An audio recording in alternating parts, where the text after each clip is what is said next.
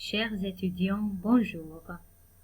Aujourd'hui, nous aborderons un des grands écrivains du XIXe siècle, maître du roman réaliste, c'est Gustave Flaubert.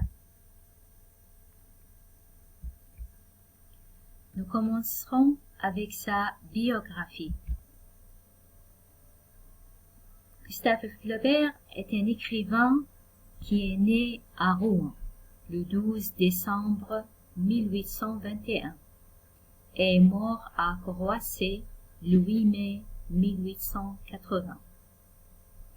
Il est fils d'Achille Cléophas Flaubert. Son père était chirurgien chef à l'hôpital Dieu de Rouen.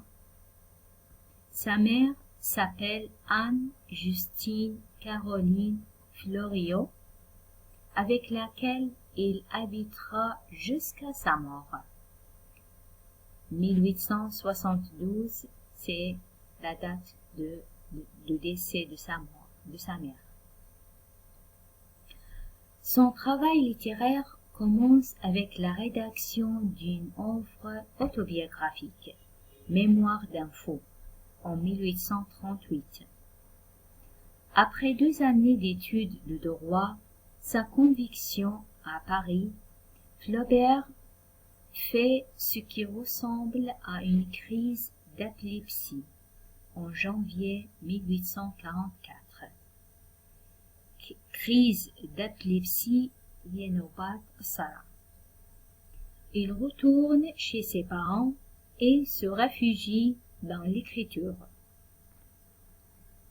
Entre 1845 et 1851, Flaubert voyage beaucoup. D'abord en Italie, puis en Bretagne, 1847. Il est même allé en Orient, de 1849 à 1851. À son retour, il a l'idée d'écrire Madame Bovary, son œuvre majeure, qui lui prendra 5 ans. Voilà, la rédaction a duré 5 ans.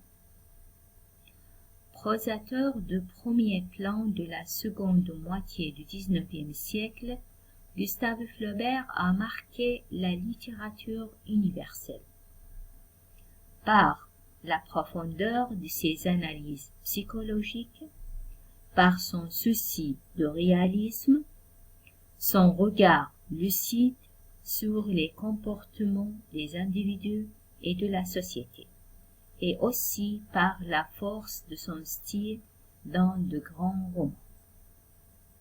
Il est mort le 8 mai 1880 suite à une attaque nerveuse. Ça, c'est la biographie de Gustave Flaubert. Maintenant, on passe à Flaubert, l'écrivain. Flaubert est un écrivain très sérieux. Il est connu par son exactitude scientifique. Ses carnets de notes sont très célèbres. Il y consigne toutes ses remarques lorsqu'il voyage ou il lit. Pour la rédaction, par exemple, de son roman Bouvard et Pécuchet, il a consulté plus de 1500 volumes. C'est énorme. Et la rédaction de son roman Salammbô l'a entraîné en Tunisie. Il est allé visiter la Tunisie sur les ruines de Carthage.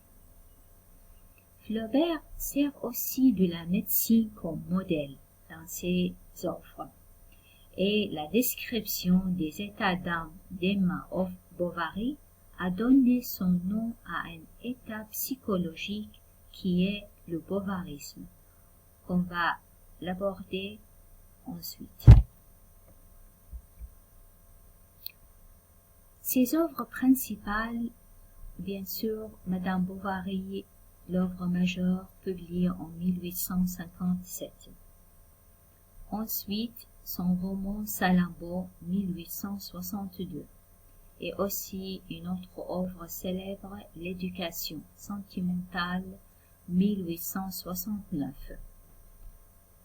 Ensuite, il a écrit Trois contes, 1877, et son œuvre Bouvard et Pécuchet, une œuvre inachevée, est apparue après sa mort, une œuvre posthume en 1881.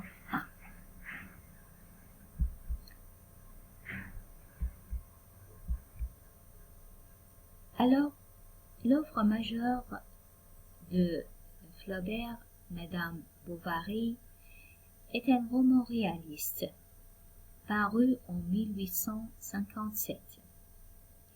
C'est une œuvre majeure de la littérature française et mondiale. L'histoire de ce roman, alors Charles, qui est un médecin, il tombe amoureux d'Emma Roulet, qui est le personnage principal de Madame Bovary, et la fille d'un patient, un malade qui vient se soigner chez le médecin Charles, et lui demande de l'épouser. Il s'installe à Tostes, un village normand où Charles exerce la médecine. Mais malheureusement, le mariage ne répond pas aux attentes romantiques d'Emma. Bien sûr, la réalité ne correspond pas à ce qu'elle a lu dans les livres et surtout dans les romans romantiques. Jeune fille, elle a rêvé de l'amour et au mariage, comme d'une solution à tous ses problèmes. Mais la réalité, c'était autre chose. Alors, dans cette œuvre est apparu des expressions, le bovarisme, qui est un état ou un sentiment d'insatisfaction caractéristique du personnage d'Emma Bovary, l'héroïne du roman de Flaubert, Madame Bovary.